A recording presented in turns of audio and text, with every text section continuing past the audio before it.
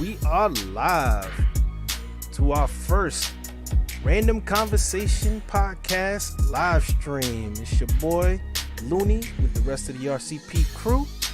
Zero, Gray, Sleepy. How you doing, gentlemen? So far so good.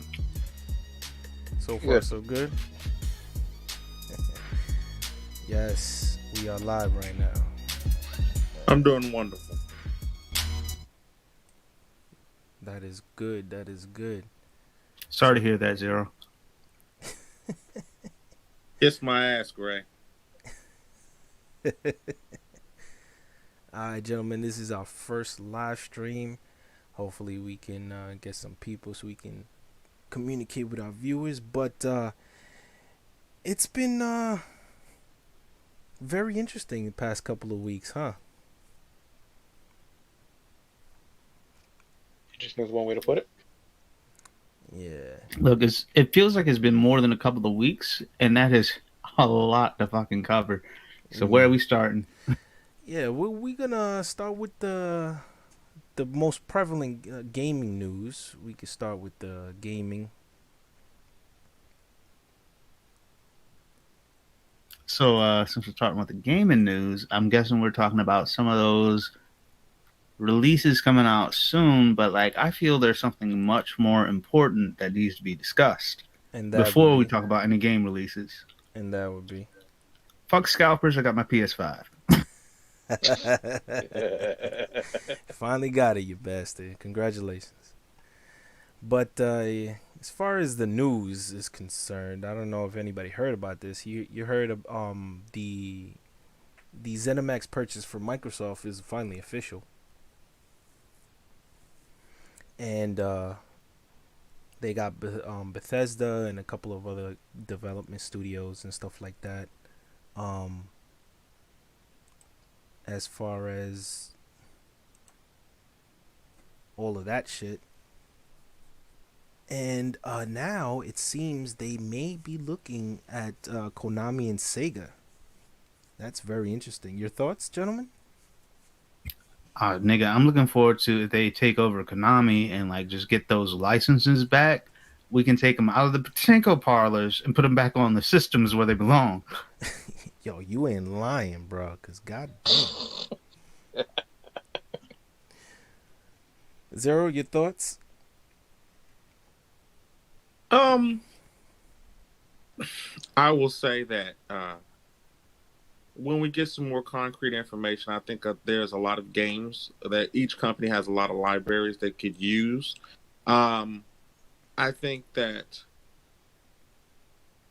how can I say this? When you look at the overall level of developers they have now, they have a lot that they can put out. And I don't want Microsoft to get too overburdened. I know they're a large corporation at the end of the day, but it's something that I want to see them use the IPs that they already have and push out products that are comparable to some of the greats that they've already made. And then I would be satisfied. Like, they're talking about, well, Fallout 76 won't happen because now Microsoft has them. But I'm just like, we saw Halo Infinite and it had to be delayed. And I need Halo Infinite to come out and be good before I can say, okay, well, you can handle Metal Gear. You can handle Castlevania. Maybe you can touch Sonic. Just my thoughts. Yeah.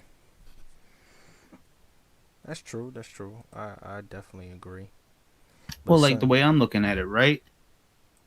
It's like, so basically Konami has been so far out of touch with their fans as far as like what they'd like that they basically gone to, it feels like they're a group of old people trying their best to make money by relating to kids, but then they're like looking at the kids, it's like, what did I enjoy when I was little? I know, Ball on a Cup. It was so amazing. Quick, make Ball on a Cup a game. It's like, but what about the people that's asking for Mega Man? Fuck that, Ball in a Cup. And it's like, they don't realize exactly, like, they're just alienating their fan base. So if like Microsoft like acquires any of the titles that we've been waiting on for a continuation, like I know you guys have games in the back of your mind where you're just like looking at Konami and thinking, what if? That is true.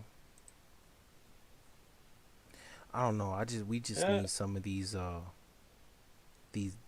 IPs to be resurrected, cause especially Konami ain't doing shit with them. Sleepy, you was gonna say something? Go ahead, man. uh, I'm at the moment. I'm just meh. I mean, good for them, but I haven't seen enough reason for me to actually, you know, give them my praises yet. But then again, I'm kind of jaded by companies for having a whole bunch of titles that people would like to see again, just collecting dust in the back corner somewhere. Yeah, So I'm hoping to be surprised. I mean, hell, I could be wrong. They can make something new. Maybe set a new standard in some way, shape, or form.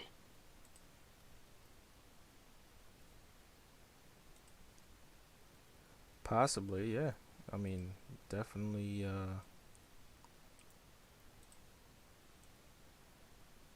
Absolutely. I think like the other thing that I've been looking at is like, didn't Konami like they recently announced that they're willing to sell some of their IPs off, right? From where like they're Is it floundering selling? right now.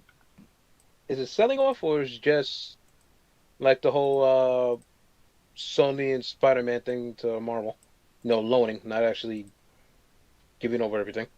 I think I Sleepy is correct. It's more so leasing IPs out, so they keep the original rights, but they allow a different developer to develop the product, and they take a cut. well, either way, it doesn't speak well of the company,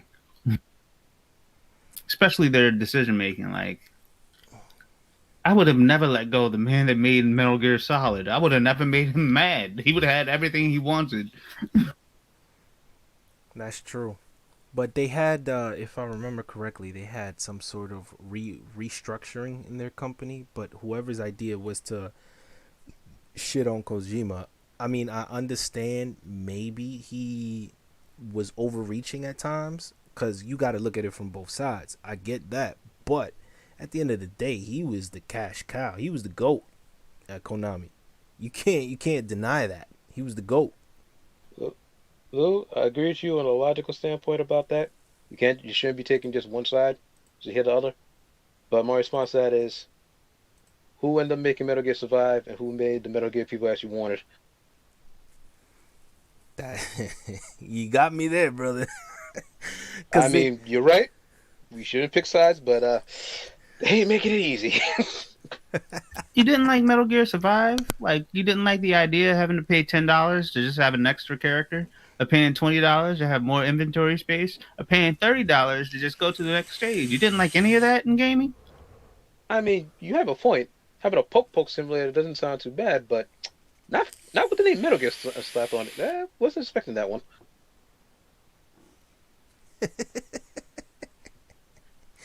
bro, when I heard that shit, as far as Metal Gear Survive is concerned, you had to pay $10 for an additional save slot.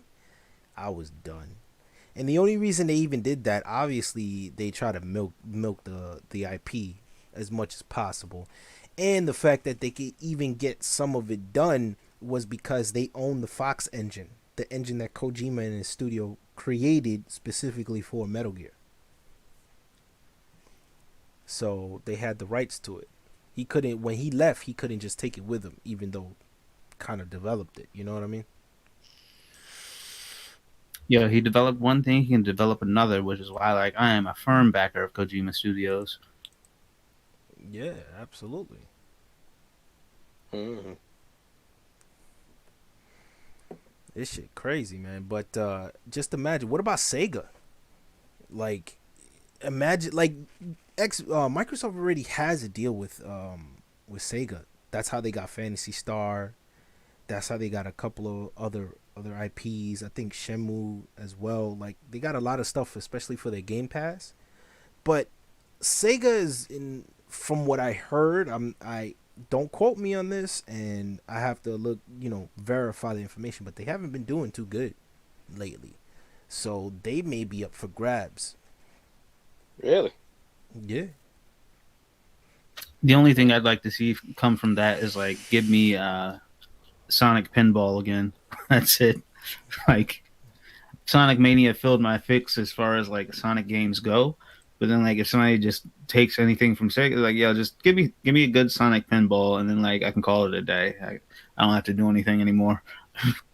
I think I can forgive most of the stuff Sega's done with Sonic over the years if they give me a sequel to, Knuckles Chaotix.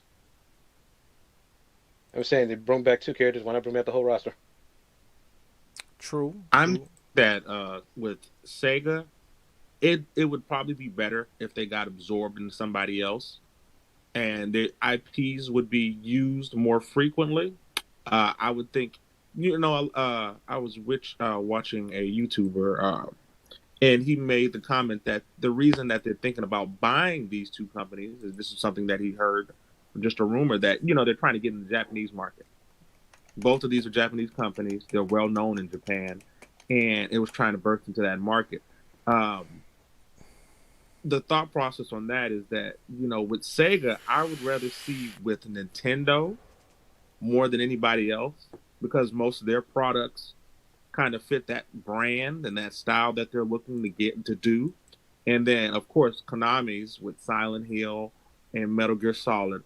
I would love to see that on Sony's side because Kojima Productions is already, even though he is a freelancer, and if Microsoft did get those rights, he could say, "Hey, I'm going to go over there and work on my baby for a little bit. I'll be back." But Lou did make an interesting point where Xbox Live will be on everything eventually. So if it comes to Nintendo next, that even takes a little bit of competition away to where it starts streaming video games. So it's kind of unclear. I know Nintendo and Sony, they're very traditional because they're Japanese-based programs, but they are trying to prepare for the future. Yeah, I'm just thinking about it. Wasn't there like talks and having a resurgence of the Dreamcast not too long ago? Or is that like a fever dream I had? I'm not sure. I heard something about that, but as far as that's concerned, I'll believe it when I see it. I'll be Yeah, honest. I have a feeling it was like dead in the water, but like at the same time, I know I mentioned Sonic and like Sonic Pinball, but Power Stone, like I'm starting to have a nostalgia trip because I was like thinking, what do I want from Sega? And like I was sitting here racking my brain, and like Yeah, but a I'm ton of games from the Dreamcast is like that's the lineup I'd want again. I'm sorry to cut you off though. Like I get what you're saying, but as far as Power Stone is concerned, that can be resurrected at any time. It remember that's a Capcom property.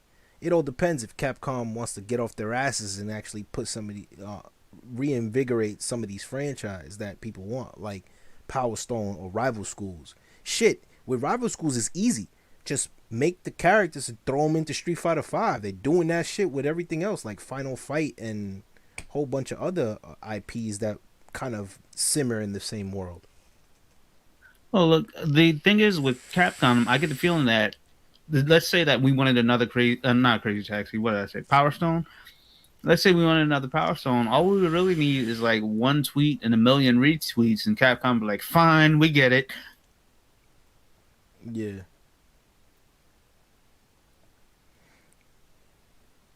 But that all depends on especially the esports community.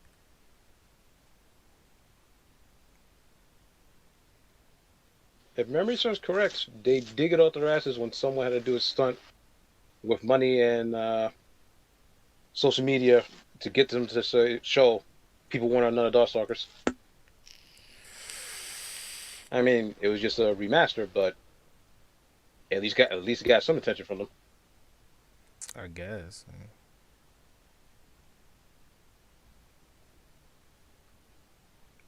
I'm just saying, like a lot of these older companies where we have our nostalgia invested in, they're like either sitting on properties that they don't have any plans on blowing the dust off, or like they're dead in the water from where like they've lost touch and let their company like flounder until it's about to die.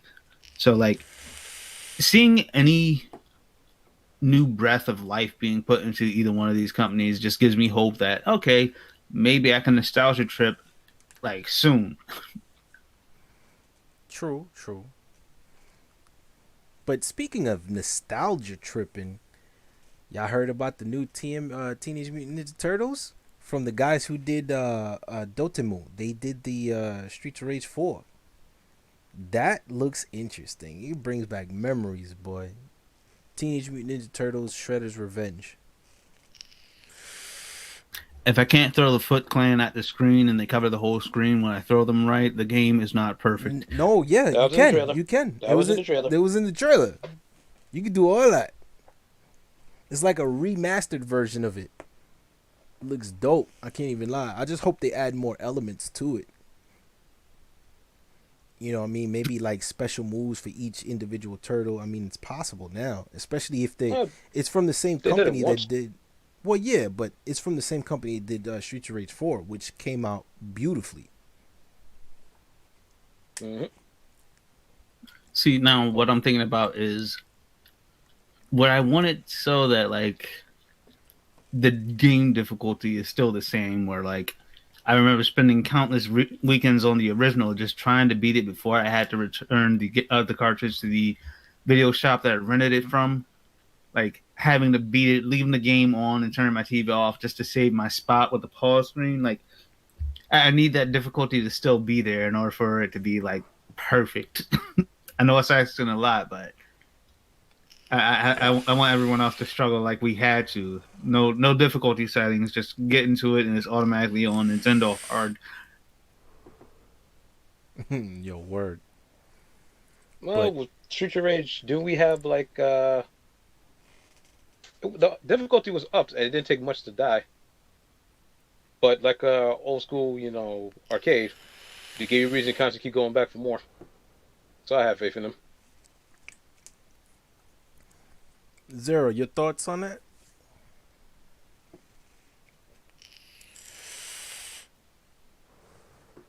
This It motherfucker's takes too reading. damn long. Shut up, nigga. It takes too damn long to unlock my code. It's like a 6-digit code. So when you say something, it takes about a few seconds to unlock it.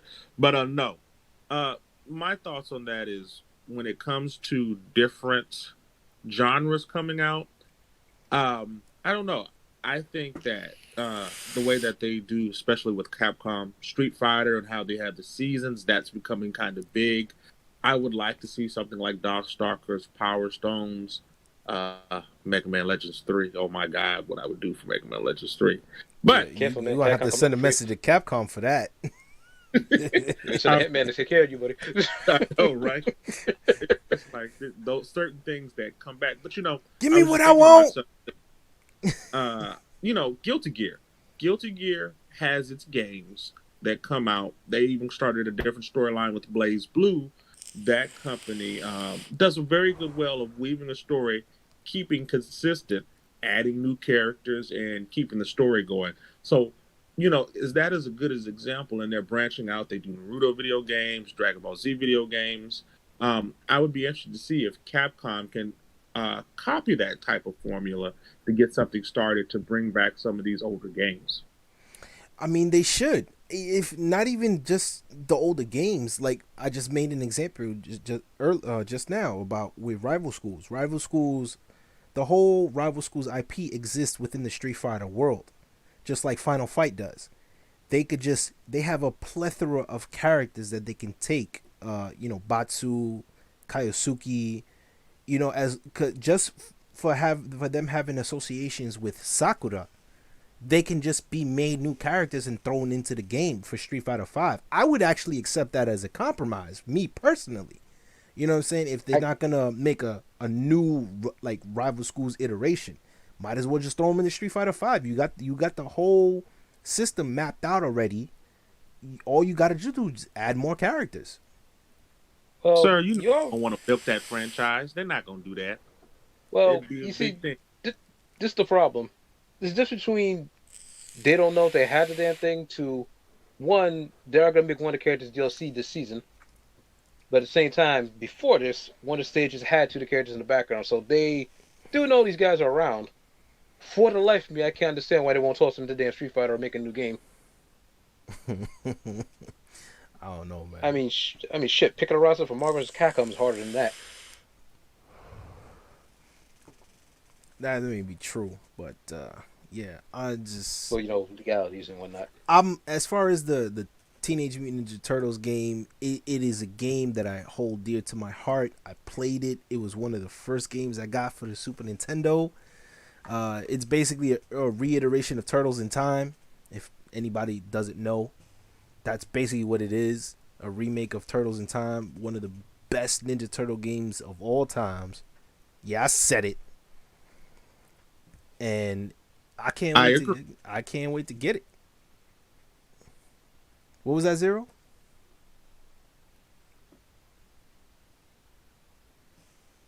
I think we lost him, guys. We lost him. Now remember, he's No, got to I- put in that 24-digit passcode. Shut up, Nick.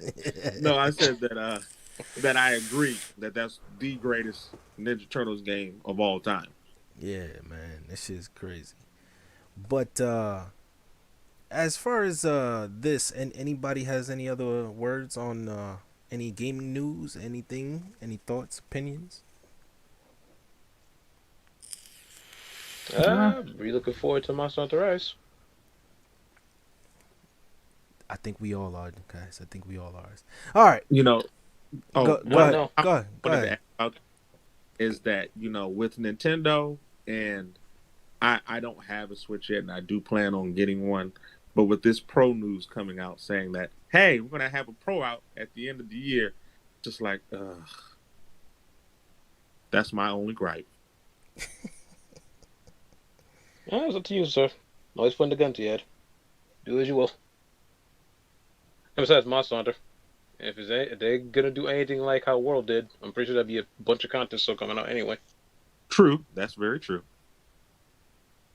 That is. I mean, unless they want to start announcing things are temporary and ain't coming back, which would be very odd. I think you're fine. That is true. Well, let's move on to some entertainment news.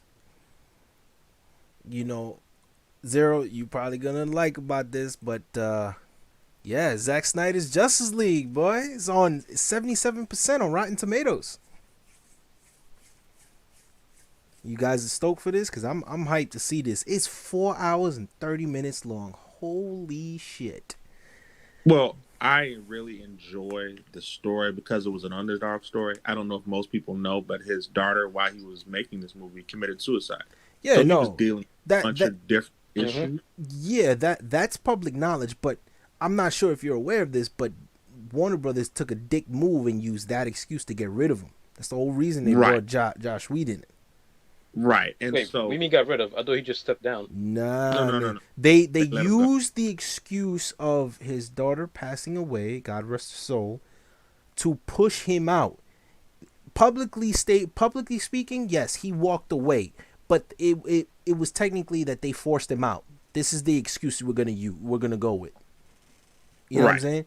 Because apparently, what's been coming out. I'm sorry to interrupt, Zero, but apparently, what's been coming out last couple of weeks, up until the release of Justice League this Thursday, is that more information has come out, especially with the whole Ray Fisher, Josh Whedon scandal going on, that they've been building up, like, how can we get rid of Zack Snyder as far as Warner Brothers is concerned. They've been doing this, and it just so happened that he had a tragedy, and then they used that as an excuse to have him step down, and that's how they brought Whedon in.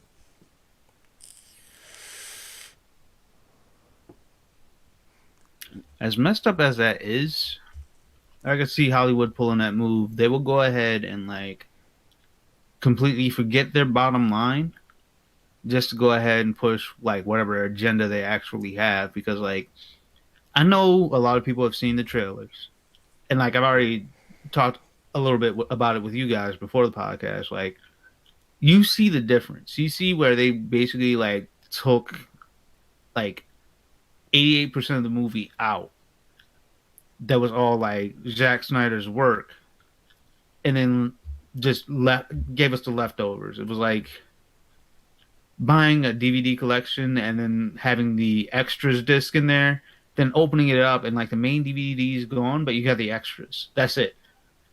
And I know we're gonna see greatness when the movie comes out, because looking at the new trailer, seeing the actual dark side and how he looks and everything, that shit is It's going to be amazing. I can tell you one thing: it's definitely gonna be better than the original. Like there were some good parts to it.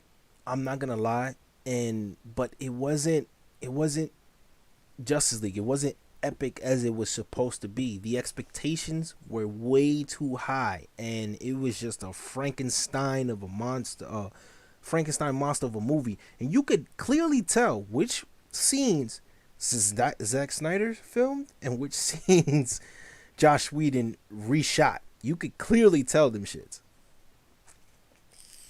When I was watching a few of the reviewers, it was interesting. They all made the same comment about only 12% of the original Justice League was Zack Snyder's original vision. So the other percentage is just pretty much Joss Whedon coming in and putting in pieces here and there. But I'm happy that we get to see his vision, and everybody knows that it ends on a cliffhanger, for the most part. And I want to see his vision because again, we know that we were supposed to get Superman 1 and 2, Batman versus Superman, then Justice League Part 1, and then Justice League Part 2. I think that was the direction that he was trying to go with it, and then they were going to input Wonder Woman and the Flash in there, separately.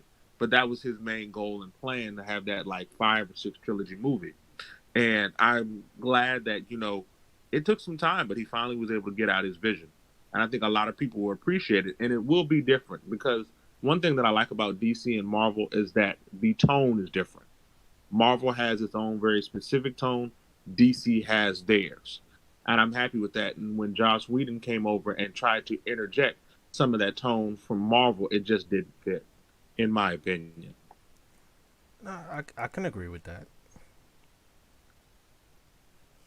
I mean, if we can all agree that it definitely has to be better than Josh Whedon's version, the theatrical release. And from the different early reviewers, people, YouTubers and such, and people writing about it, as far as, because they get early screeners, they all say the same thing. It's actually like the one thing that's consistent that I've seen.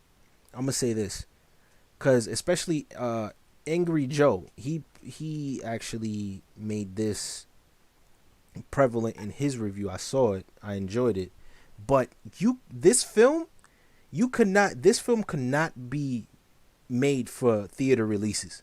It couldn't, because it would have gotten cut down even more because of it needs the context so you can see the bigger picture. But it's possible now because it's going directly to the streaming service. You know what I mean? So like in the movie theaters, tell me somebody who's gonna sit through a 4.5 hour movie. People bitching, people bitched and complained. Okay, we're probably the minority, but people had bitched and complained before Endgame even came out, talking about it was pushing over a little over 3 hours. People were bitching and complaining about that. And when they saw that shit, it blew everybody's mind. Greg, can I take it over for you on this one? Oh yeah, go ahead. The quote Futurama: "Shut up and take my money." I was gonna say I heard no complaints about Titanic or Lord of the Rings. That is true. That is true. But I mean, even so, or Avatar, not the Last Airbender, but the blue people.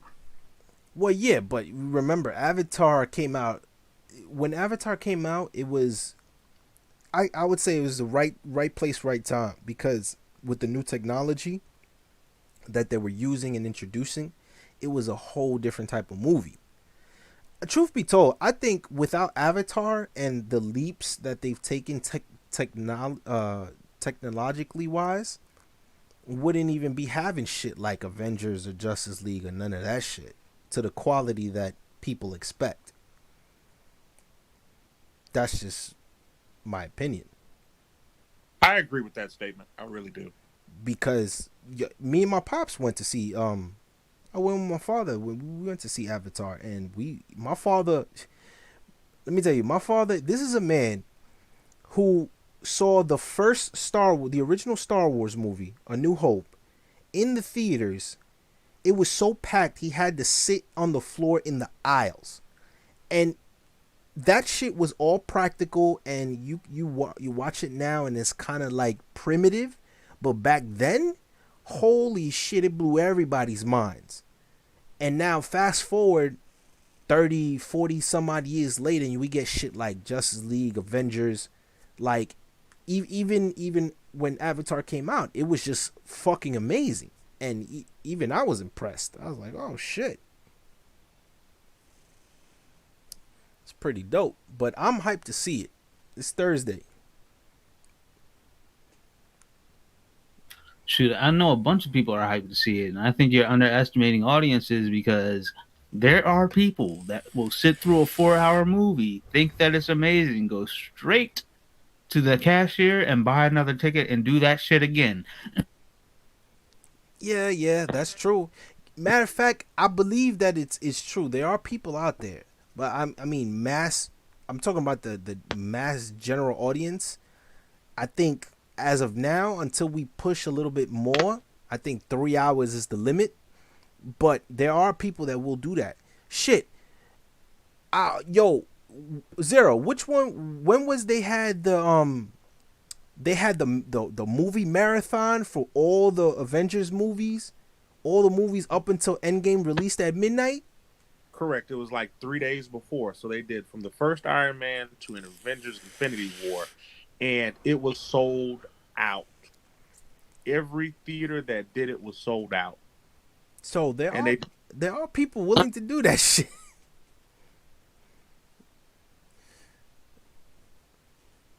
That shit's crazy, man. But yeah. Look, all I'm looking forward to, we have 2 days. I have work in the morning, but I don't have work in the evening, so that's a blessing. My nephew's going to be here, so either he's going to be well behaved and quiet or bruised up. It's his choice.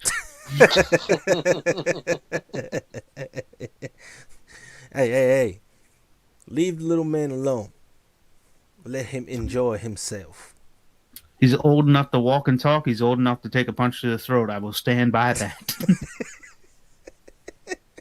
Sir, have you ever heard the expression, do not raise your hands to those kids? Oh, shit. Yeah, I have. That's why they get uppercuts. It's a underhanded blow. But sir, if you don't move the correct way, you get hit. You leave your nuts wide open. Don't let that happen. Yeah. But Listen, man, I've been beating kids for a long time. That's why I got my PS5. I know what I'm doing. But as speaking of, watching it, on Thursday and stuff, I still can't wait for that Godzilla versus Kong. So I can see my man Kong whoop Godzilla's ass, and I can gloat to Zero. Right, Zero? Your man. I know you were waiting for me to say something. I just knew it. But all I'm gonna say is when he gets those skinny pants, I don't want to hear nothing. Yo, my man is gonna beat that ass. Kong gonna sit there and look a little hurt, be like, "Oh, this is what it's really like to fight the king," and that's all it's gonna be. Yeah, man, this shit is crazy, man. I can't wait for that shit.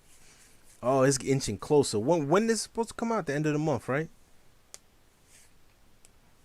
That's correct. 26. Gray, do you want to talk about Nobody a little bit? Yeah, I was about to say, because Nobody comes out on the 26th, too. That's going to be like another 4-hour day for me. I completely forgot about that thing. I'm going to say about Nobody is I still got the song from the bus just playing in my head. He's beating the crap out of those Russian kids. Look, for those of you that don't know and have not seen the trailer and been living under a rock, Nobody is a John Wick-esque movie.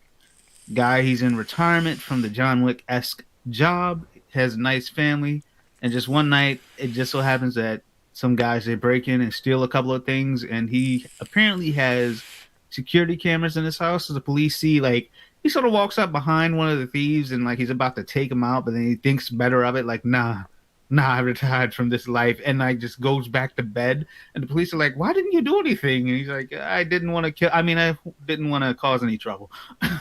But then the trouble that follows, like it does in these movies, it's the next great action movie that I'm looking forward to, because like normally I'd enjoy my annual Die Hard movies, but like right now, let's go into 3 good movies and 2 bad ones, 2 really bad ones.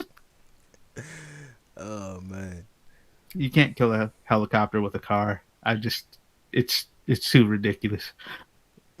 That Fast and Furious realm. But yes, great. And I think that I want to see the story because, of course, the man quit his job as an auditor and decided to go ahead and live a life and raise a family. So he's retired from a 12-year strong.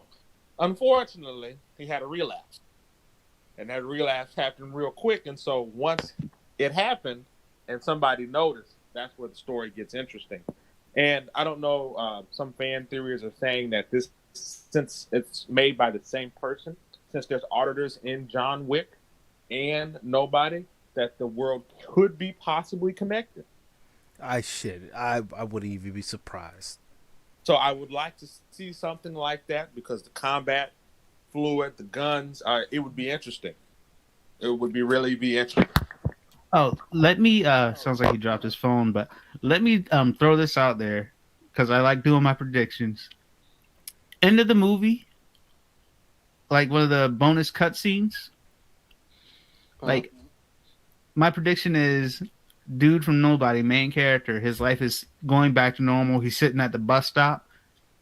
Somebody walks up, sits beside him. He doesn't even look. It's John Wick, and he just says, "Hey, John." Like they both get on the bus. End of the scene. Something along those lines, just to give confirmation that yeah, they're both from the same world. That would That'd be be cute. crazy. And simple and subtle. I can deal with that. And he'd have to say, "Hey, John." Like I know you guys remember seeing the first John Wick. That very first scene where those dudes break into his house and he kills them, and the cop shows up and like just the nonchalant, "Hey, John, you working again?" Like that subtle, that easy, that non-hype conversation that like not subtle. That guy was scared to death when he asked him that fucking question. That cop. nah, man, look, like the way I got it was like the same way you'd calmly talk over coffee. Like he was like, "Hey, John, did you just kill a bunch of people? Are you working again?" Like, but without saying so many words. "Hey, John, working again?" Like I'd like to see it like at the bus stop. "Hey, man, you working again?" Nah. That was just a weekend thing. It's crazy. But speaking of new movies, this is a personal favorite of mine that I cannot wait to come out. The next 2 movies of Rurouni Kenshin, The Final and The Beginning. We're getting 2 simultaneous movies, one coming out next month in April and then the following in June. This is an example of a perfect manga anime to live action film adaptation I have seen. Even with its changes, I fucking love this series.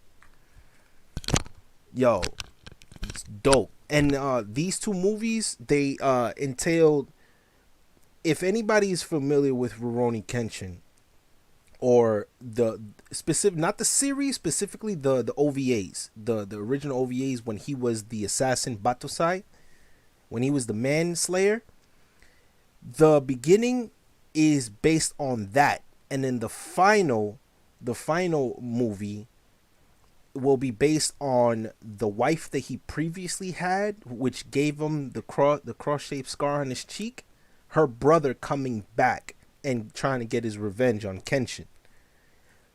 So it's being adapted from both of the OVAs, which I'm extremely hyped for. Sleepy, you should be too, because Sleepy put me on to this manga anime back in the day.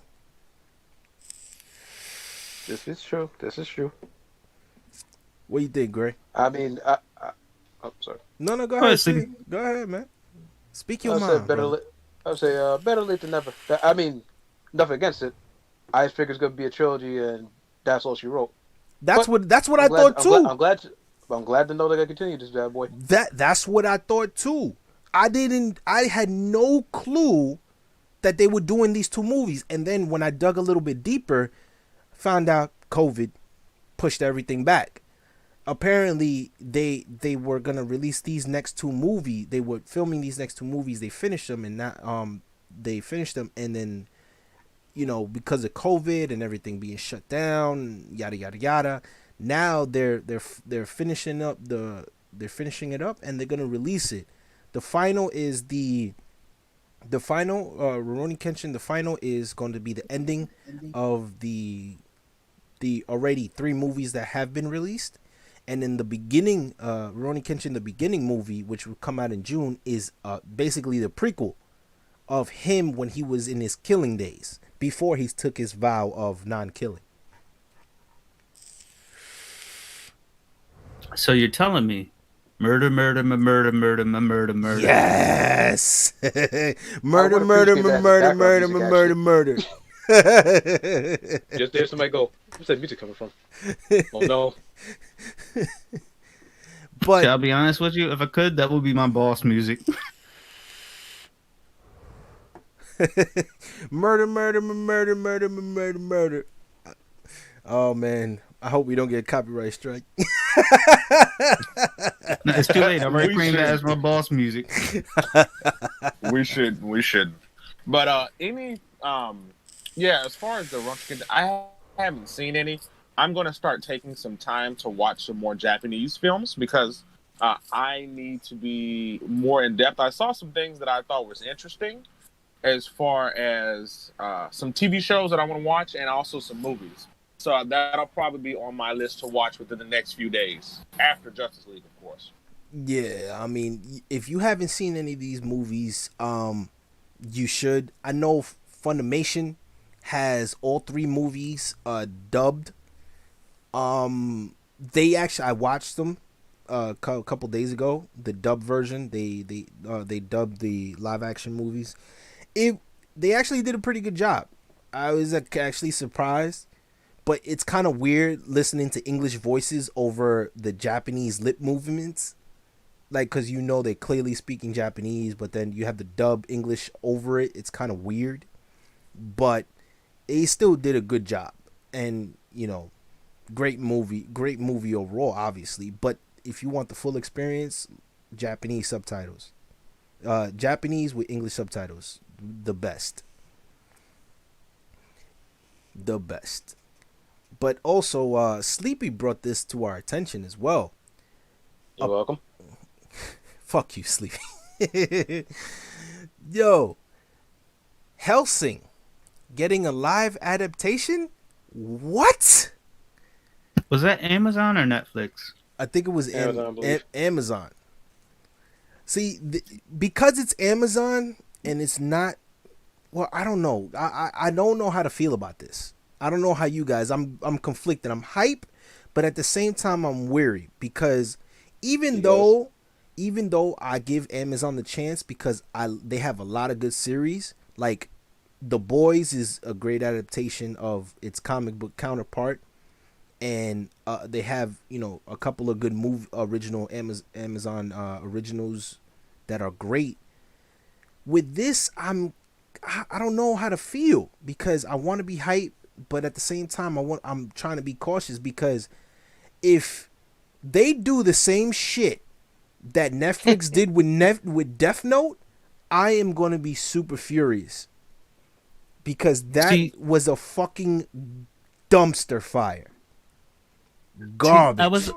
I was gonna bring up that Netflix has done some really good jobs with some of the projects that they worked on, and they've done like some atrocious jobs with some of the projects that they worked on. And like with Amazon, like they have their own. I think they have their own unique TV shows, and I don't know if they have it sort of like how Netflix set it up, where Netflix, they bought the IP, they set up the recording and funded the whole making of the show, versus just buying the licenses and putting it on their platform. I'm not sure because never really invested in Amazon. Netflix got that shit locked down, but I have watched shows on Amazon, and from like what I've seen, pretty good. So like, this might be one of those times where before we can make any judgments, we have to see what they do with this And then, like, later on, we can always refer back to, oh, well, remember when Amazon did Hellsing? That was, and, like, it's either going to be a dumpster fire or it's going to be amazing. I don't think there's going to be an in-between.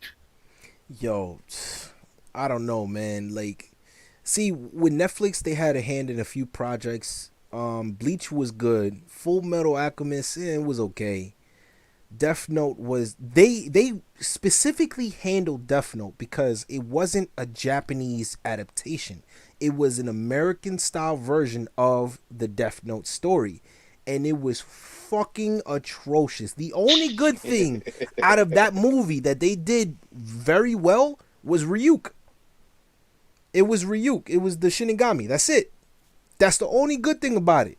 They completely threw out the entire story, the bases. Some of the deaths were cool, but the deaths not even the deaths made any sense. Because when your name is written in the book, you automatically die of a heart attack from 60 seconds. It's just people dying of heart attacks. It's very simple, very subtle, unless you actually describe in the manner of which they die.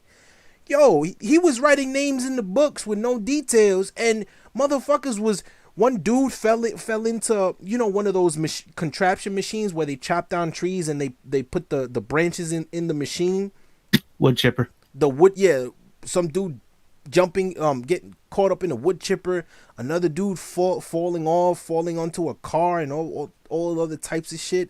I was just like, there's no context behind the deaths. It's just gore, and it's just gore for gore's sake. It was stupid. Oh, hold on one second. Let me just throw this random thought out there that I had. What if Amazon, in making this Hellsing series, in their research, accidentally pulls up Hellsing Abridged and latches onto it, and we just get a live action Hellsing Abridged? Would that be good or bad? That's supposed to be the greatest adaptation. I'll take it. I'll fucking take it. I'll take it as well, because that one was one of the best ones. One of the best ones. Oh my god, I could just see it now in live action. Wait till you see what I did to Big J. Yo, shout out to Team 4-Star. Shout out to Team 4-Star, man. Oh, that shit was fucking gold. Gold. One thing I'm looking forward to in this damn movie, well, besides Alcott and Saris, but more importantly to me, Anderson. I better see the most random looking fucking priest ever. And those speeches and those Bible verses, I am so waiting for to hear. I am interested to see how they pull that off as well. I don't know. It's an interesting time we live in, especially when you look at religion and the church, and how they play with that. I want to see how it is. I really do.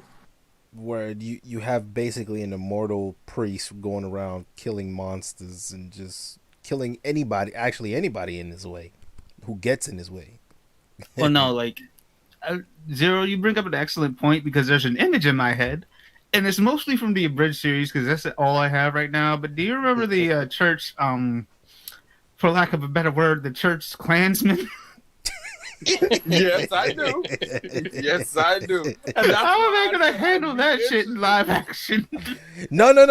We're to see how they are. We're not gonna do that. We're living in a PC world right now. We can't do anything to upset people. You stick to the goddamn subject matter and don't deviate whatsoever. I better have my goddamn church Klansmen. Right, and it's going to be interesting, because even though we bring up something like cancel culture, how do y'all feel about Pepe Le Pew and them canceling it? We gonna get to that. We gonna get to that. But yeah, fine. You know what? Since you brought it up, Zero, we're gonna move on to our culture discussion, because Zero just transitioned into it for us. Pepe Le Pew. Go ahead, Zero. Speak your mind. Well, it's not that I speak my mind. I think it's silly that they're canceling a character that they have full control over and could change. If a character's action, since they're animating it, is not for the times, they could easily change that. I just think for them to cancel it was. I just think it's fucking ridiculous. It's a cartoon character.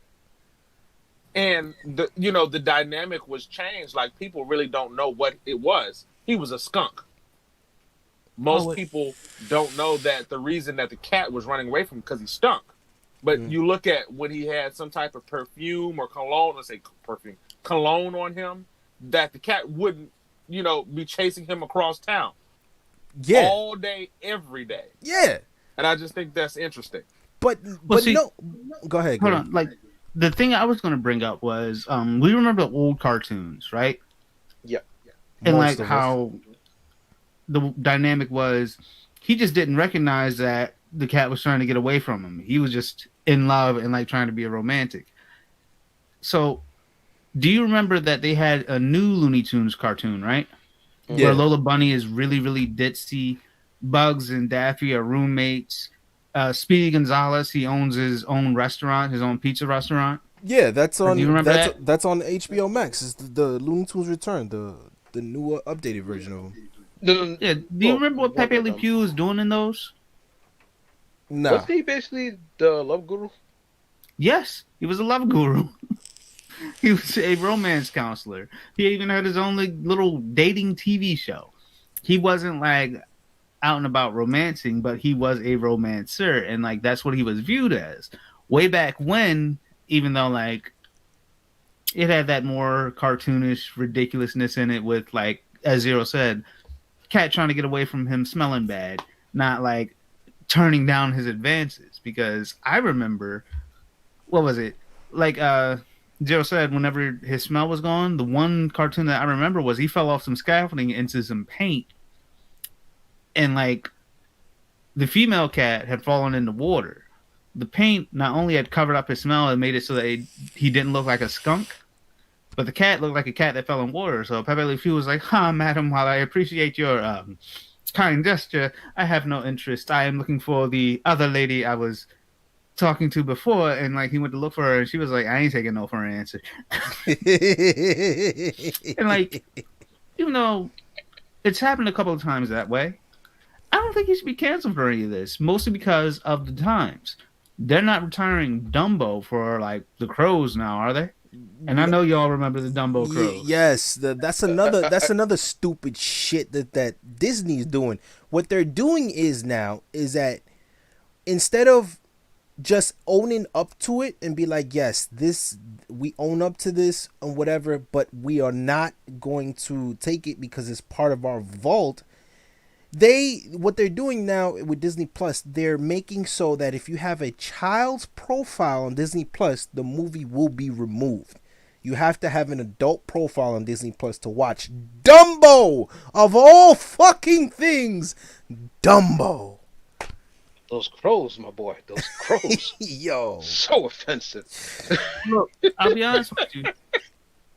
When I have kids, or like if I watch that with my nephew or something, and he asks me like, I'd want him to be able to see it, so he could be like, why do the crows talk like that? I'm like, oh, that's a stereotype that white people believed. So when they made the animation, those crows are supposed to be based off of black people, and like that's how they thought black people talked. It's a very racist thing. And then they're like, just get the education out for my nephew. This whole thing, I honestly believe, like, there's just a bunch of families like, oh, I don't want to have that conversation with my child. And when like that's what you should be doing. That's how every single one of these scenarios should be handled. It's a conversation with your child, not canceling a company. Yeah, not canceling the product. The product that has been around for how many decades? Like, you can't get rid of it at this point. You know what I'm saying? And like, the other thing is, I still remember like some conversations that I had with my friends. I will just go, yeah, I'll be done seeing about everything, but I ain't seen that. I just think it's fucking ridiculous that people, and mind you, it's not everybody. I'm gonna put it out there. I may get hated or whatever, but it's only a minority of people that spend all this time and energy over bullshit like this, instead of pointing that aggression and that time investment into something that will bring off positive change. These motherfuckers are just bitching and moaning about shit that's not even important. Look, when it's as far as cancel culture in general, I have a problem with it and I don't have a problem with it. What I mean is, if it's directed at the correct people, like the Epsteins, like politicians who need to be held accountable, like people, like fucked up celebrities who have done shit, like the Weinstein, like Harvey Weinstein, or other fucking crazy people in Hollywood. Because let's be honest, most people who live in Hollywood are fucking crazy. But like directed at those that need to be brought to justice. And I'm not talking as not talking, because there's a lot of false allegations too. You can cite the Johnny Depp Amber Heard situation, where it was all dumped on him, and then we all found, everybody found out that no, she was the devil. You know what I'm saying? But you have to focus in on what matters. You know what I'm saying? Like, what matters. You're wasting your time and energy on shit that it's not important, doesn't make any sense. It's a cartoon character. Exactly what Gray says. If you have a problem with it, sit down, be a fucking parent, and talk to your child about it. Educate them. But people aren't thinking. I don't understand this shit. Oh, then common sense is a superpower. Not everyone has it. You damn right. Common sense isn't common, and we all know that. But just on the culture thing, just like how certain characters, we talked about Pepe Le Pew, we know that when it comes to a certain demographic of individuals, they get hurt and in their feelings and feel like they're being attacked. And with that being said, it's like, okay, you're going to have to draw a line to where if everybody can get talked about, jokes about everything, you can be as well. Pepe Le Pew, we got Johnny Bravo. There were some instances with it was Johnny Bravo, Pepe Le Pew. There were other characters that were designed in a way that was specific, and it was done specifically. But I agree with Lou. A lot of people don't want to acknowledge the racism that happens in the society when it comes to even simple things like cartoons. Yeah, man. Like, it's fucking ridiculous. Like, yo, educate your children. Sit down and have a meaningful conversation. If they don't understand, like, just like Gray pointed out, why are they talking like that? What's the meaning behind it? And explain to them, the time frame, what happened, what led to it, and where we are right now. Cancel culture is ridiculous. It's just like Zero said, people in their fucking emotions have nothing better to do but fucking tap their Twitter thumbs and just bitch about shit that doesn't make sense. And the fucking thing that drives me crazy is that most of these companies only go by what social media is saying. Like, social media is powerful, but I've always said it's the minority that has the loudest megaphone that they hear, and not the vast majority of their audience. They need to do due diligence. These companies need to vet all this. Is like, okay, is everybody really feeling and saying this way? Saying this? How, of course you look at the trending and all this other shit, but at the end of the day, like, it's even if, like, with this, it's fucking stupid. Like, I would understand if this was towards a celebrity who has done egregious things, a politician who is corrupt, a police officer, like the fucker who killed George Floyd, shit like that. Like, I understand all of that, and I'm behind that. But other things, like, this is ridiculous. This is plain ridiculous and a waste of everybody's time. You know what I'm saying? Oh, I completely understand what you're saying. Like, I will say this much. Cancel culture, it did have its place at one point in time, but now everyone's just like, if I get enough people behind me, I can go ahead and get rid of this one thing I don't like. And the one thing you don't like is having the option to add peppermint to your coffee or some shit like that. But, like, yeah, it's gotten way, way, way out of hand. Like, who's the chick that got fired from Mandalorian that didn't deserve it at all? Gina Carano. Gina Carano. She got fired over a tweet where she compared the Holocaust to how certain people are being treated. Listen, I am as far as politicking goes, I'm not involved in none of that shit. But she didn't say something that egregious. She was just making a comparison, and guess what? She got booted, right? And now everybody is clearly pissed off at that because not only was she a fan favorite character, you know, it shows the hypocrisy of specifically Kathleen Kennedy, because she was the one that touted the Force is female, strong, powerful, independent woman. You just showed who you really are, you fucking hypocrite. You just dropped a strong female character who was supposed to lead her own show in one of the upcoming shows being made by Lucasfilm for Disney Plus. And why? Because she's full of shit. Like, it's fucking ridiculous. I'm gonna hit on it a little bit later, but I'll use a quote that I heard. Fairness only matters when it benefits you. Absolutely. You're talking about Kevin Samuels. Speaking of my boy, Kevin fucking Samuels, did y'all motherfuckers see the live stream from Fresh and Fit? Let me take this one. Go ahead, Greg. Go ahead. Because I've sort of been waiting on this. Kevin Samuels, he is right now one of my like new American folk heroes, because he's doing something not just for the black community, but for everybody. He is the Johnny Appleseed of our time, taking seeds of accountability and planting them firmly in black households, but mostly with black women. And women in general, because podcast we're talking about is where he was talking to the 3 women and like their ridiculousness.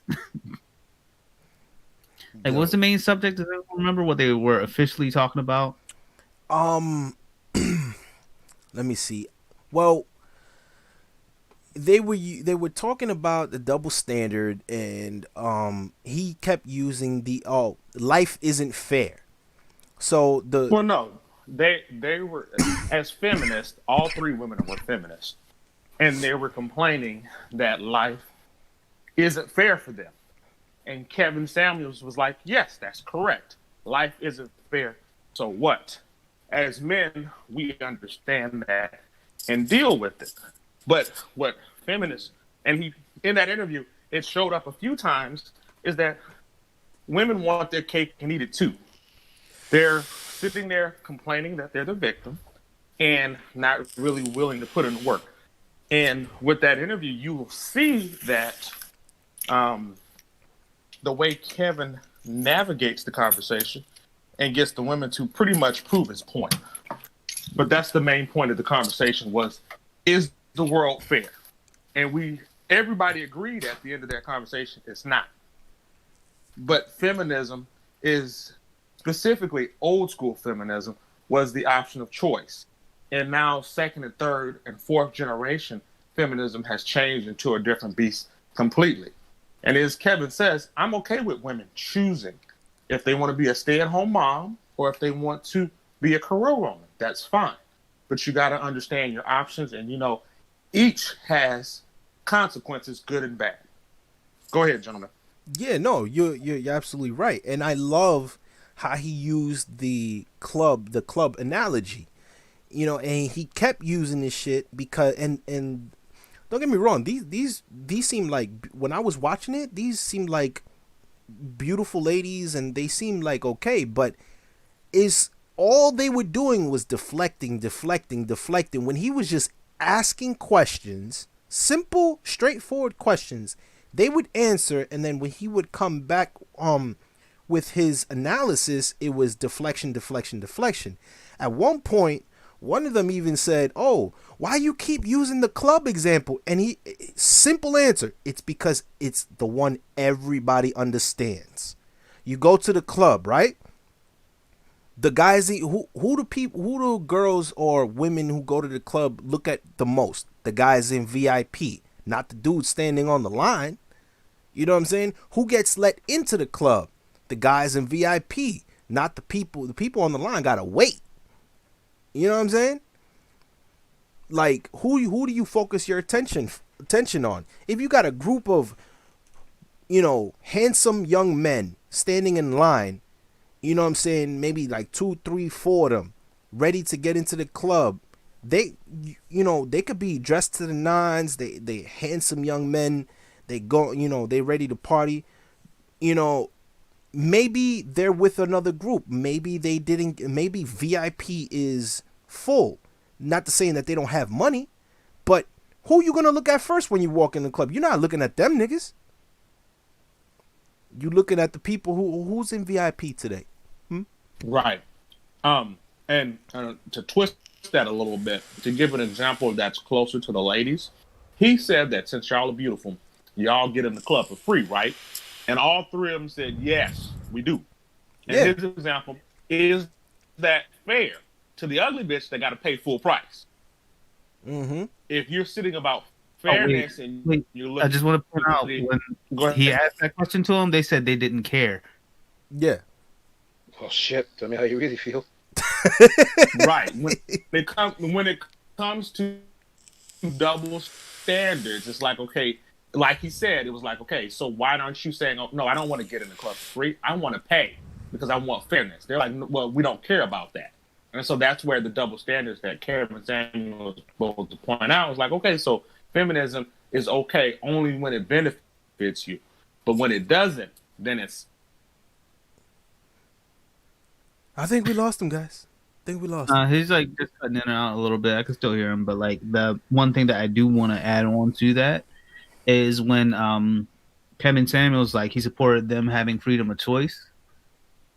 He also pointed out that like freedom of choice doesn't mean that they get this automatic outcome. They just have the right to choose. Yeah, they They're have not that they have the the right, outcome. they have the choice of opportunity. But that doesn't mean you're gonna get the outcome that you want. That's what he said. Yeah, and like I love the way that he pointed that out because like again, a lot of times I will say this much: most modern women are hypocrites, entitled, and just either standing on the line or have stepped over the line of obnoxious. Because like, best example I'll give: every guy has like a tight knit group of friends, his boys, people that he is comfortable having around him, his ride or dies, right? Could be, yeah, at least one. Yeah, at least one. I agree with that.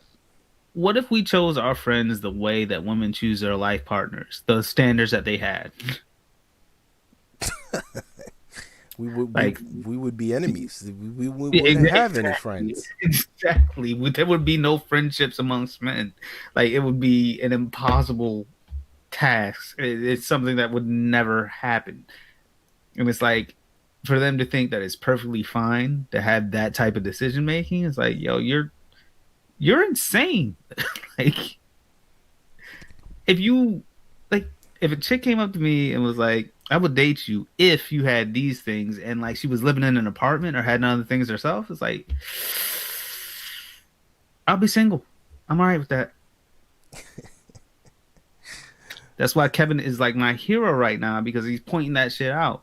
Like, right now, I'm some random ass nigga just talking what I think. But Kevin, he's got a nice platform and backing, so that when he says these things, they're like, at least one every day is like, maybe I should listen. And like, that's all we really need.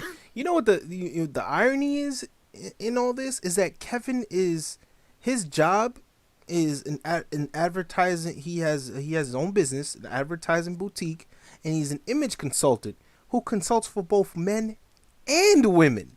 He helps a lot of females, and according to what he has stated, he's been talking about this for years. It's just now that it's gotten to the point where it's just too much to bear, and people are starting to pay attention, specifically more men and some women too. Don't get it twisted. There are those women out there that are paying attention. So it's not just a man thing, a men thing. It's also women too. Some women had to hear some of these words, and they'll be better off for it. You know what I'm saying? Oh, I know.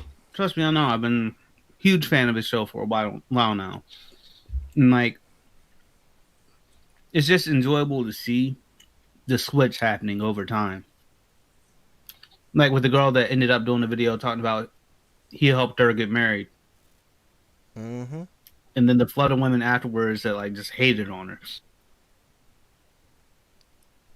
Yeah, I mean, that is what it is. It's like, it's just crazy. And then like the ladies in this particular on Fresh and Fit's podcast, because I follow them, I watch them. You know what I'm saying? And they pretty much had no sound argument at all. You know what I'm saying? And it got to a point that one of them got so fed up, she just got up and left. It's like, you know, somebody told her to go sit back down. Really? I didn't know that part. Yeah, that's why she came back. Somebody told her to go sit back down. Who told him to do that? I think it was the host of the show, Donovan Sharp. I think it was him. I think. I don't know. I don't want to say like I just think. Excuse me. No, it wasn't him because he was still sitting down. It was one of the other guys that was in the room, and pretty much, Kevin does a review of the actual video after looking at the body language, the statements that were made, those kind of things. Because once you have something on video, you can go back and critique it and get a better understanding of it. And I love that he does that even with his own work. And like he says in his channel, you can see his previous work before he got big. So you can see the growth and the transformation. But I just wanted to add one thing is the young lady that got up and walked away was saying she was a man, half a man. Yeah, her attitude, her statue. So she has this mentality, but she wants to be able to play the victim when that card comes up. And this is what Kevin is really doing. He's trying to get people to have an understanding of their flaws and what they need to work on so they can get back to building families again. And I appreciate that. The only problem that I have, and not necessarily with Kevin, is just dealing with the women and the opinions and the delusions that, it's like a drug. And when you take that drug away and you have withdrawal problems, that's what these women are somewhat having, because they have, I'm, such and such, danger zone for Kevin Samuels and his show is between 27 and 35, meaning that women have to be very focused on what they really want, because if you want a family, if you want a husband, then that needs to be your primary focus, because the time for you to bear children safely is coming to an end. And so that's something that, he emphasizes on his show. But he's trying to bring humility to women because the world has boosted them up so high, and also bring up the self-esteem of men because they've been shoved down so low. And again, me and Gray talk about this all the time when it comes to Patrice O'Neal. He said, I hate living in a world where anything a man does is bad and everything a woman does is great, no matter what it is. Well, remember, it's not what he does. It's like anything that a man is bad, and anything a woman is great. And like, there's a major difference between like the is and does. That's the only reason I'm interjecting. Because no, that's fine, and I thank you for that. Yeah, because like, as a man, like you could. All right, the example I'll give, right? Do y'all remember when the dude tweeted out his new apartment and all he had was his TV, his Xbox, and a chair in it? Yeah. And like all these women flocked to Twitter, like talking about only a man could be satisfied with that. I couldn't, not me, not ever. I couldn't. And then like everyone that was reasonable was focusing on like, he just said it's a new apartment. Do you not see that gorgeous view? What I will struggle for a couple months with no couches just to have an amazing place to live. That's a sacrifice I'm willing to make. But like they were looking at it like, nah, not my. It's worse. Like the success that the dude was just trying to show was hated on. And then like if you go even further back, that dude that was about to become a lawyer, he was graduating top of his class and about to have a job as soon as he got out of school. He just made a tweet about his successes and said that he's the prize. And it was like a flood of women hating on his successes. Like that's why it's like anything that a man is horrible, freely hated on. But then, like, we can go to the more recent thing, the Grammys, that WAP performance, and it is so great. So stunning and brave. Amazing. Put the gun down now, please. I said it. I said it. Yo, I was talking to one of my boys about that, and he was like, cause he West Indian, so he was like, "Yo, if I get my daughter and she's singing, she like 9 years old, dancing and booty shaking to the song, singing WAP song, she get me back on." Yo, I was dying. Yo, I was like, yo, I couldn't say anything to counter him because it was like, yeah, it's kind of weird. So you got all these little girls coming up, listening to shit like that and watching that shit. It's like, and don't get me wrong, I love WAP. WAP is a dope song. I don't know about that performance though, but the song is dope. But still, Look, Jesus, it's a Christ. song that it's a song that would have worked if. All right, I would say this: if COVID never happened, this song would have gone under the radar because that's a club song. That's like all it's meant for. People will rock to it on the radio or something. There might be some people that look at the music video, but like it's gotten this following because everyone's got the free time to actually invest and look at it. And like it's had this what I call the bounce effect, right? Mm-hmm. Bounce effect happens when there's a group of people that are dissatisfied with something that happens, Mm-hmm. and it starts off as a small group, and they're trying to cancel this thing, and then an even larger group comes to contest the small group because they enjoy the thing, and then it causes like more groups to be created until it's like 50% are for it, 50% are against it, and like if no one had said anything in the beginning, they would have only had maybe 1% of the population's attention. So like that's happened with a lot of shit now, especially council culture. But focusing on the topic with WAP, it should have been nothing. It really should have been nothing. But now it's this giant ass movement. Like I guarantee you, there's been a conversation in a household where there's a mom and a dad and their little girl, and like she's just innocently asked a question, "Daddy, do you think boys in school will like my WAP?" And he's like, "Don't you say that." And then the wife is like, "Don't you stifle her growth?" And it's like, we could have avoided all this. We really could have. I don't know what type of household you looking at, nigga. Cause Jesus Christ. Yo, it's like a household where the kids have cable and like MTV was still a thing that plays music videos and not like whatever reality shows. But like she's seen the videos, it's on the internet. That's what I'm talking about. She's gotten access to it and she's asking about that because she doesn't know the connotation. She doesn't know what WAP means. Jesus Christ. And that is a place, like I would, if I had a daughter, I'd sit down and speak to her about it. But that's really the mother's, like, my opinion. I think her mother should talk to her about it in context, coming from the perspective of a woman, to respect yourself. You know what I'm saying? Because come on, man. But that shit is crazy. Unfortunately, women don't have self-respect anymore because there's no shaming anymore. And that's just my personal opinion, because you see that this type of behavior is praised upon instead of saying, hey, this is not how a woman should act. Now with feminism, second and third wave, and some even consider the fourth, you can do whatever you want to do, and you're it's okay. Listen, and we see that in culture. I agree and disagree in the sense where whether they're me personally, whether they're man or female, I don't tell anybody how they should and should not act. They are supposed, in my opinion, as you grow and you gain wisdom and experience, you should already know what needs to be done. Now, if you want to hold on, Lou, I gotta stop you right there. I'm sorry. The only reason I have to stop you is you talking about you don't want to tell people how they should and should not act, right?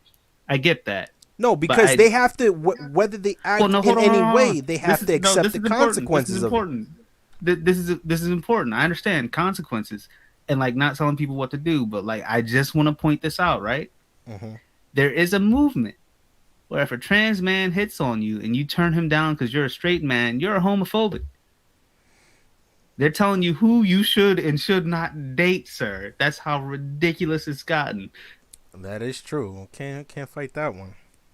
Like your fair position is being taken over and used against you, and it's horrible. Yeah, it's just like, oh well, oh, what was it? If they're talking about the men that are not the top 10%ers, the middle and average guys, they should be picking up on trans women more, and also just that side of the fence. And it's like, where, and it was a woman writing the article, and we're just sitting here like, but we're not looking to deal with that.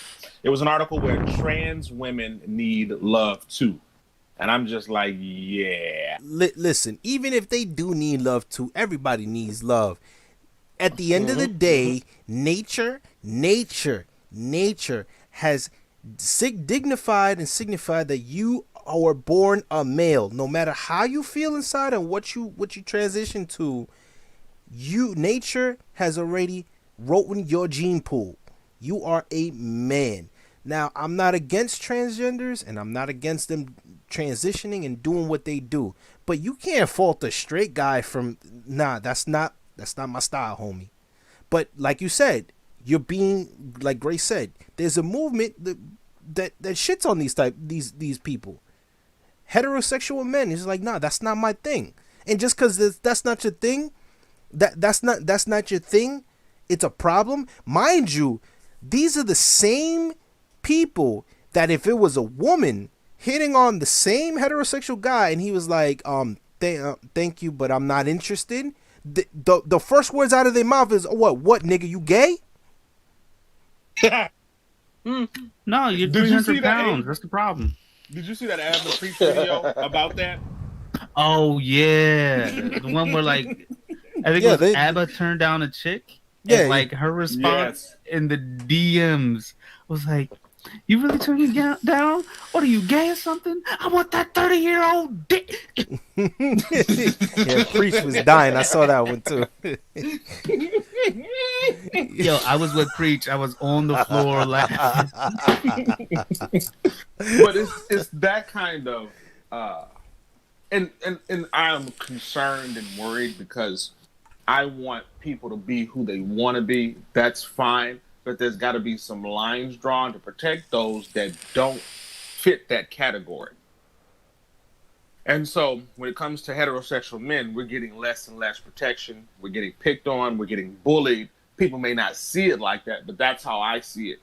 As they try to use sign language, which is something that Kevin came up with. It's an acronym for shaming. I mean, go ahead. No, go finish your thought. Well, no, I was going to say, just give out the example of what sign language stands for. It's shaming, insulting, guilting, and the need to be right. These are what these different organizations are doing, and not looking at the heterosexual boys and men that are saying, hey, what about us? What about our needs? Those needs are kind of thrown to the wayside to the different cultures that are normally not the norm. Go ahead. No, I get it. But, I mean, it goes down to, I forgot her name. It was an old white lady who had an interview. Jane Elliott? Yes. That she used to write for Cosmopolitan back in 1969. Late 60s, early 70s. That's not Jane Elliott. That's not Jane Elliott. It's not her? No, then I'm gonna look up the name. But I think everybody should listen to her interview. She used to write, I forgot the lady's name, so it's not Jane Elliott, so I'll look up her name later. But this particular woman, she considers herself a feminist, right? But she used to write for Cosmopolitan in 1969 into the early 70s, right? And this type of and she explains the concept of what is propaganda. So at the time you had the women's right, the feminists, the women's rights movement and all that other stuff, which is great. But also what they did at Cosmo is that they would mix the women's right of choice with other things like I forgot in what context she said it in, but they would basically lie and form it's basically what YouTube and social media is doing now back then, only with a magazine, because all the women were reading this shit. How should you look? How should you dress? How should you this? How should you that? As far as being a woman, and all this other stuff. And they manipulated women reading these magazines, and she explained the concept of using this, which is propaganda, and forming a mindset that just evolved over time into what we have now. Now, I'm not against feminists, and I'm not against the feminist movement, but it has to have a clear goal. You can't, like I agree with Kevin when he said he even said it. He's like, I'm a feminist. That's what Kevin said in that Fresh and Fit live stream interview. He said, I'm a feminist. He's like, you're confusing the freedom of outcome, the choice of outcome with the choice of opportunity. Everybody gets an opportunity, and like he said, it's not a fair world. This world isn't fair. You know what I'm saying? It's a choice of opportunity. Now, the outcome is not, 9 times out of 10 is not gonna come out the way you want it to, but you have to accept that it's cause and effect. It's the choices that you make. It's what you're looking for. It's the consequences, good and bad. And they just don't want to. At least modern women do not want to accept that, and not all of them. I'm gonna say this clearly. Not all of them, but there's a good majority from what I've seen. You know, especially dumpster fire known as Twitter. Like, you guys remember how this probably gonna make you laugh. You guys remember when I forgot her name from what publication was it? Kotaku or no? It was a feminist blog. The lady I forgot her name. Jubilee. Was it Jubilee? I don't know. It was a feminist blog, and they wrote when the Mortal Kombat trailer came out. Oh, I remember this. She wrote a blog complaining why Chun-Li is not in the movie, and everybody just completely turned it, like it's like in one motion the entire world just stopped and paused. Like, what? Like, it's a completely different franchise, and she got roasted on social media. And then they try to play it off. They came back and update to the blog, and it's like, oh, ha ha ha, it was just a joke. Chun-Li's not part of this franchise. Are you kidding me? Really? No. There's no backpedaling from that, because like you went ahead and printed an article meant to drag a popular gaming franchise. Mind you, there were strong women in the trailer. Melina, Sonya. Oh, Chun-Li. Where's the Asian chick? You know what I'm saying? Like, yeah. How much you want to bet she 100% meant Katana but couldn't think of the right name? I wouldn't even give her that. I'm sorry. I don't. Look, no. That's the most I'm willing to stretch for morons in this case. But like, that's the perfect example of what we were talking about earlier with cancel culture. People coming out of nowhere with some ridiculousness that just want to complain about something. And then, like, when they're caught being wrong, oh, it's a joke. Oh, I didn't mean it. Oh, you're taking things way too serious. It's not that big of a deal. I don't know why we're still talking about this. You're wasting everyone's time.